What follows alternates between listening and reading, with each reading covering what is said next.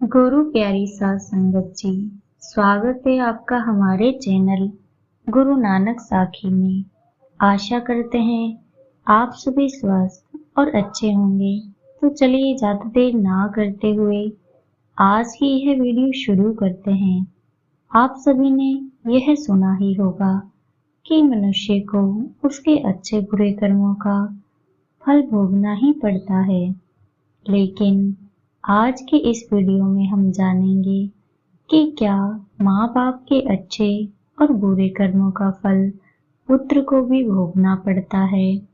क्या जैसे औलाद अच्छा या बुरा कर्म करती है तो उसे उनके माता पिता को भोगना पड़ता है, ठीक उसी प्रकार माता पिता के अच्छे और बुरे कर्मों का फल उनकी औलाद को मिलता है और उन्हें भोगना पड़ता है।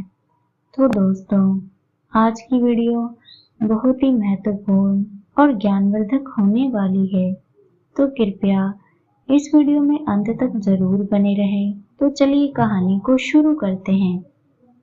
एक समय की बात है, एक महान तपस्वी अपने आश्रम में रहता था।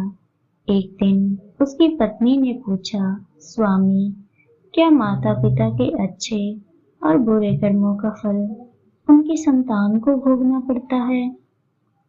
तभी महात्मा ने कहा, हे देवी, माता पिता के अच्छे और बुरे कर्म का फल उनकी संतान को अवश्य ही भोगना पड़ता है। आज मैं आपको एक प्राचीन कथा सुनाता हूँ, जिसे सुनने के बाद आपको पता चल जाएगा कि कैसे माता पिता के अच्छे और बुरे कर्मों का फल उनकी औलाद को मिलता है और उन्हें भोगना पड़ता है। फिर महात्मा ने कथा को सुनाना शुरू करते हैं और कहते हैं, हे देवी, प्राचीन समय की बात है। एक गांव में गरीब आदमी रहता था। वो बहुत ही गरीब था, किसी तरह से मेहनत मजदूरी करके अपने घर का पालन पोषण करता था। उसे मजदूरी में दिन भर काम करने के बाद 50 रुपए मिलते थे। उनमें से वह रोजाना दान करता था और अपने परिवार का पालन पोषण करता था। इस प्रकार कुछ समय बीतने के बाद उसके घर में एक लड़के का जन्म हुआ। उस गरीब आदमी के परिवार में अब कुल 3 सदस्य हो गए। दोनों पति पत्नी और लड़का। अब धीरे धीरे उनके पालन पोषण में उस आदमी को समस्या होने लगी, क्योंकि इधर दिन प्रतिदिन महंगाई बढ़ती जा रही थी। फिर महात्मा ने कहा, हे देवी, एक दिन की बात है। उस आदमी के लड़के ने अपने पिता से पूछा, पिताजी, आप रोजाना 50 रुपए कमाते हैं, जिसमें से आप आधे दान कर देते हैं और 25 रुपए में हम अपना गुजारा कैसे कर पाएंगे? उस आदमी को चुपचाप देखकर उसकी पत्नी ने कहा, बेटा, ऐसी कोई बात नहीं है। तुम्हारे पिताजी रोज 50 रुपए कमाते हैं और 25 रुपए दान करते हैं। ये तुम्हारे लिए ही दान करते हैं, दूसरों के लिए नहीं। लेकिन वह लड़का इस बात को नहीं समझ पाया, क्योंकि वह लड़का बहुत ही छोटा सा था।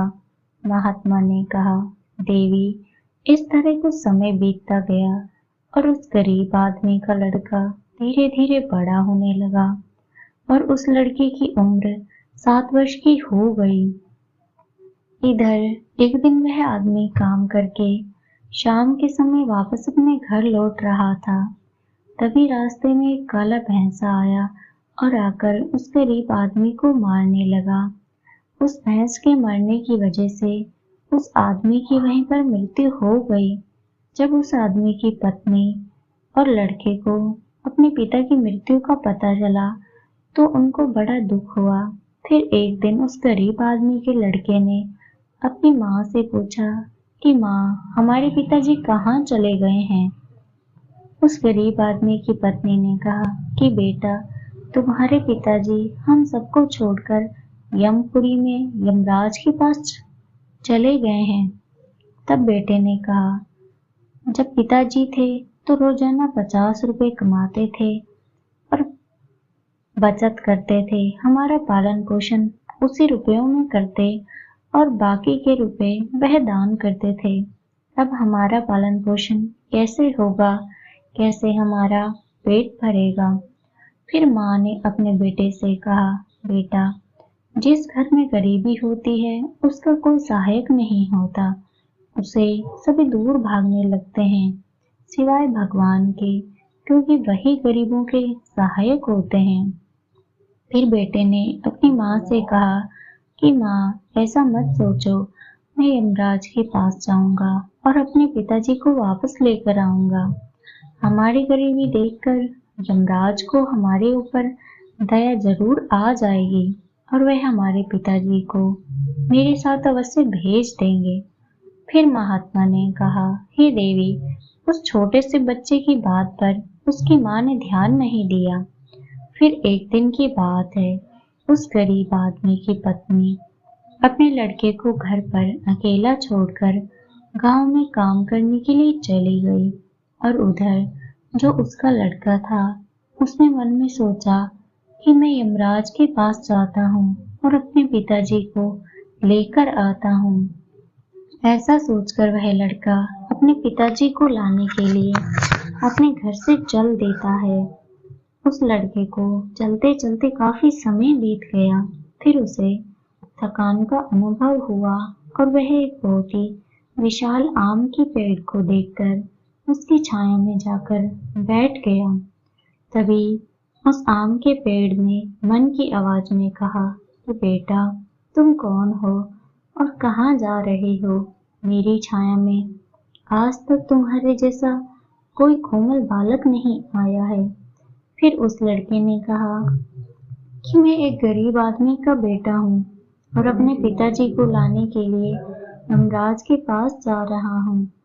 उस आम के पेड़ ने जब उसकी यह बात सुनी तो उसने कहा कि बेटा, तू मेरे लिए भी यमराज से एक प्रश्न पूछकर आना कि मैं कई वर्षों से यहाँ पर लगा हुआ हूँ, लेकिन मेरा एक भी पत्ता जमीन पर नीचे नहीं गिरता है और ना ही मेरी डालियां सूखती हैं। मैं कितने वर्षों तक और यहाँ पर खड़ा रहूंगा? मैंने अपने पिछले जन्म में ऐसा कौन सा पाप किया था जिस कारण से मुझे इस योनि से मुक्ति नहीं मिल पा रही है? इसका कौन सा कारण है?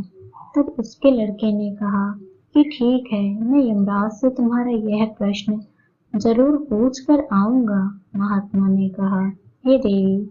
इतना कहकर वह लड़का वहां से आगे चला जाता है और चलते चलते रास्ते में उसे एक इच्छाधारी सांप मिला। उस सांप को देखकर वह लड़का डर के मारे कांपने लगा और वहां से भागने ही वाला था। तभी सांप मनुष्य की आवाज में बोलने लगा, बेटा, तुम मुझसे डरो मत, मुझे इतना बताओ कि तुम कौन हो और कहाँ जा रहे हो? वह लड़का उस सांप के पास गया और हाथ जोड़कर कहने लगा, मैं एक गरीब आदमी का बेटा हूँ और मैं यमराज के पास अपने पिताजी को लाने के लिए जा रहा हूँ।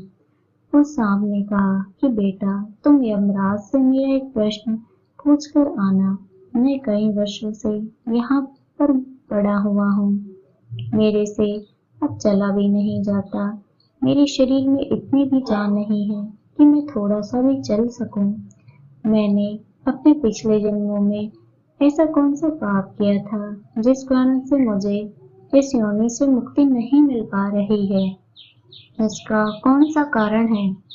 तब उस लड़के ने कहा कि ठीक है, मैं यमराज से तुम्हारा इस प्रश्न का उत्तर लेकर जरूर आऊंगा। महात्मा ने कहा, हे देवी। इतना कहकर वह लड़का आगे चलने लगा। फिर चलते चलते रास्ते में उसे एक किसान मिला। किसान ने कहा कि बेटा, तुम कौन हो और कहाँ जा रहे हो? देखने में तो तुम बड़े ही सुकुमार और कोमल लग रहे हो। फिर उस लड़के ने कहा कि मैं एक गरीब आदमी का बेटा हूँ और मैं यमराज के पास अपने पिताजी को लाने के लिए जा रहा हूँ।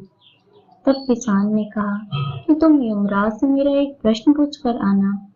क्योंकि मैं चलते हुए राहगीरों की प्यास बुझाने के लिए कई सालों से यहाँ पर एक बावड़ी खुदवा रहा हूँ, लेकिन इसमें अभी तक पानी नहीं निकला। मैंने अपने पिछले जन्म में ऐसा कौन सा पाप किया था जिस कारण से इस बावड़ी में अभी तक पानी नहीं निकला। मैंने इसमें बहुत सारे पैसे भी खर्च कर दिए हैं, इसका क्या कारण है? उस लड़के ने कहा, ठीक है, मैं यमराज से आपका ये प्रश्न जरूर पूछ कर आऊंगा। महात्मा ने कहा कि हे देवी। इतना कहकर वह लड़का वहां से आगे की ओर चलने लगा। चलते चलते रास्ते में से एक बहुत बड़ा तालाब मिला। फिर वह लड़का तालाब के किनारे गया और पानी पीने लगा। तभी उस तालाब से तैरती हुई एक बतख आई और कहने लगी, बेटा तुम कौन हो और कहाँ जा रहे हो? तब लड़के ने वही उत्तर दोहराया कि मैं गरीब आदमी का बेटा हूँ और यमराज के पास मेरे पिताजी को लाने के लिए जा रहा हूँ। महात्मा ने कहा, हे देवी। उस लड़के की बात सुनकर उस बतख ने कहा कि बेटा तुम यमराज से मेरा एक प्रश्न पूछ कर आना। कई वर्षों से मैं इस तालाब में भटक रही हूँ। मेरी 7 पीढ़ियां गुजर गई, परंतु मैं अभी तक इसी तालाब में रह रही हूँ। मैंने अपने पिछले जन्म में ऐसा कौन सा पाप किया था जिसके कारण मुझे इस जन्म से मुक्ति नहीं मिल पा रही है? इसका क्या कारण है? तब उस लड़के ने कहा, ठीक है, मैं यमराज से तुम्हारा यह प्रश्न पूछकर जरूर आऊंगा। इतना कहकर वह लड़का वहां से आगे की तरफ चलने लगा। चलते चलते तालाब के दूसरे किनारे पर पहुंच गया। दूसरे किनारे पर जब वह पहुंचा तो उसने देखा कि एक मरा हुआ बगला वहां पर पड़ा हुआ था। जब वह लड़का उस मरे हुए बगले को लांग कर जाने लगा तो वह मरा हुआ बगला कहने लगा कि बेटा तुम कौन हो और कहाँ जा रहे हो? उस लड़के ने उसकी आवाज सुनकर कहा कि मैं एक गरीब आदमी का बेटा हूँ और मैं यमराज के पास अपने पिताजी को लाने के लिए जा रहा हूँ। उस बगले ने कहा कि तुम यमराज से मेरा एक प्रश्न पूछ कर आना कि मेरा शरीर कई वर्षों से इस तालाब के किनारे पर ही पड़ा हुआ है। कभी पानी की लहर आती है तो मेरा शरीर तालाब के अंदर चला जाता है तो पानी की लहर से वापस तालाब से बाहर निकलकर किनारे पर आ जाता है। ना तो मेरा शरीर गलता है और ना ही सड़ता है। इतने सालों से वैसे का तैसा ही है। मैंने अपने पिछले जन्मों में ऐसा कौन सा पाप किया था जिस कारण मुझे इस शरीर से मुक्ति नहीं मिल पा रही और इसका क्या कारण है? उस लड़के ने कहा, ठीक है, मैं यमराज से तुम्हारा ये प्रश्न पूछकर जरूर आऊंगा। महात्मा ने कहा, हे देवी। इतना कहकर वह लड़का वहां से चलने लगा और वहां से चलते चलते यमपुरी में पहुंच गया और पहुंचकर यमराज को प्रणाम किया और हाथ जोड़कर कहने लगा, ये यमराज, मेरे पिताजी कहाँ पर है? जब मेरे पिताजी घर पर थे तो वह रोजाना 50 रुपए कमाते थे, जिसमें से 25 रुपए दान कर देते थे और 25 रुपए से हम लोगों का पालन पोषण करते थे। लेकिन अब मेरे पिताजी घर पर नहीं हैं, तो मैं और मेरी माँ भूखे मर रहे हैं। आप उन्हें जल्दी से मेरे साथ हमारे घर भेज दीजिए। महात्मा ने कहा, हे देवी। फिर यमराज ने उस लड़के की बात सुनकर कहा, ठीक है, मैं तुम्हारे पिताजी को घर पर भेज दूंगा। पहले तुम यहाँ पर बैठो। यमराज ने उस लड़के को अपने पास में बैठाया और उसको भोजन कराया। भोजन कराने के बाद पूछा कि तुम्हें और क्या चाहिए? फिर उस लड़के को रास्ते में जो मिले थे उनके प्रश्न यमराज से पूछे। उन सभी के प्रश्नों का उत्तर दिया और कहा कि बेटा तुम जाते समय उन सबको उनके उत्तर बताते जाओ। फिर यमराज ने कहा कि बेटा तुम अपने घर पर जाओ, तुम्हारी माँ तुम्हारा इंतजार कर रही है। तुम्हारे पिताजी तुम्हारे घर पर पहुंच जाएंगे।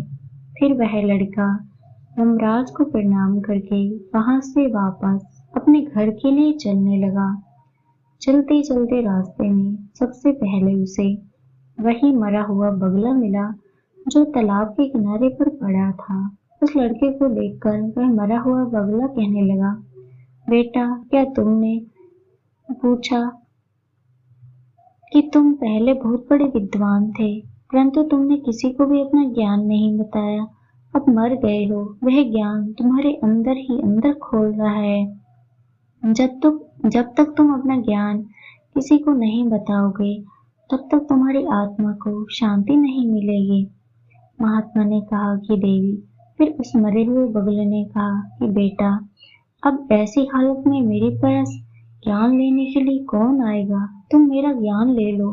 फिर उसने उस लड़के को जितना भी उसके पास ज्ञान था, वह सारा ज्ञान उस लड़के को दे दिया, और ज्ञान देने के बाद तुरंत ही उसकी आत्मा को मोक्ष की प्राप्ति हो गई। फिर वह लड़का आगे चल पड़ा। चलते चलते उसे वही बतख मिली। बतख ने कहा कि बेटा, क्या तुमने यमराज से मेरा प्रश्न पूछा था? उस लड़के ने कहा कि हाँ, यमराज से मैंने तुम्हारा प्रश्न पूछा था।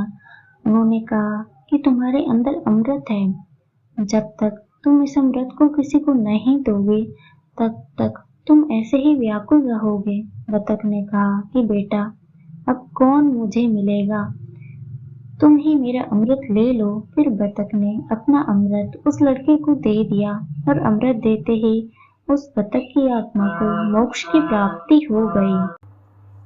इसी तरह से वह लड़का फिर आगे बढ़ने लगा।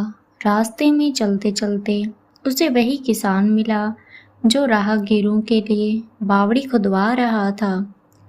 उस किसान ने जैसे ही उस लड़के को देखा तो बड़े प्रेम से हाथ जोड़कर कहने लगा कि बेटा, क्या तुमने यमराज से मेरा प्रश्न पूछा था? उस लड़के ने कहा, हाँ, पूछा था। यमराज ने कहा कि आपके घर में एक जवान कन्या बैठी हुई है। जब तक आप उस लड़की का विवाह नहीं करोगे और कन्या दान नहीं करोगे, तब तक इस बावड़ी में पानी नहीं निकलेगा। पहले जो तुम्हारा कर्म है उसे पूरा करो। जो ईश्वर ने तुमको दायित्व सौंपा है उस पर ध्यान दो। पहले आप कन्यादान करो, उसके बाद इस बावड़ी को खुदवाओ। फिर उस किसान ने कहा कि मैं अपनी लड़की के लिए लड़का ढूंढने कहाँ जाऊँगा? तुम मुझे बहुत सीधे साधे स्वभाव के दिख रहे हो और सुंदर भी हो, देखने में बहुत अच्छे लग रहे हो, इसलिए बेटा, तुम ही मेरी लड़की से विवाह कर लो। महात्मा ने कहा, हे देवी। फिर उस किसान ने अपनी लड़की का विवाह उस लड़के के साथ कर दिया। फिर किसान ने अपनी लड़की को बहुत सारा धन देकर विदा कर दिया। वह लड़का आगे रास्ता चलते चलते उसे इच्छाधारी सांप मिला। उस सांप ने कहा कि बेटा, क्या तुमने यमराज से मेरा प्रश्न पूछा था? तब उस लड़के ने कहा था कि यमराज ने कहा कि तुम्हारे पास जो नागमणि है, तुम उस नागमणि को धरती पर नहीं उगलते हो और ना कभी किसी को दान देते हो। जब तक तुम इस नागमणि का दान नहीं करोगे, तब तक तुम्हारा शरीर ऐसे ही बना रहेगा। फिर उस सांप ने कहा कि बेटा, मैं यह नागमणि अब किसको दूं? इस नागमणि को तुम ही ले जाओ। फिर उस सांप ने अपनी नागमणि को उस लड़के को दे दिया। नागमणि को देते ही सांप की आत्मा को मोक्ष की प्राप्ति हो गई। इस तरह से वह लड़का अपनी पत्नी को लेकर फिर आगे चलने लगा। फिर चलते चलते रास्ते में उसे वही आम का विशाल पेड़ नजर आया जिसकी छाया में उसने विश्राम किया था। उस पेड़ ने पूछा कि बेटा, क्या तुमने मेरा यमराज से प्रश्न पूछा था? उसने कहा, हाँ, पूछा था। यमराज ने कहा कि पिछले जन्म में तुम्हारा काम स्कूल में बच्चों को शिक्षा देना था। तुम्हारा पद एक गुरु का था, परंतु तुमने अपने पद का सही इस्तेमाल नहीं किया। तुम शिक्षा देने के बदले में छोटे छोटे बच्चों से अपना काम करवाते थे और उन्हें अच्छी तरह से शिक्षा नहीं देते थे। तुम पिछले जन्म में बहुत बड़े विद्वान थे, परंतु तुमने उन बच्चों को शिक्षा नहीं दी। उन्हीं बच्चों के श्राप के कारण तुम हिलडुल नहीं सकते हो। तुम्हारे अंदर जो ज्ञान भरा हुआ है उसे किसी को दे दो, इसके बाद में तुम्हें मोक्ष की प्राप्ति हो जाएगी।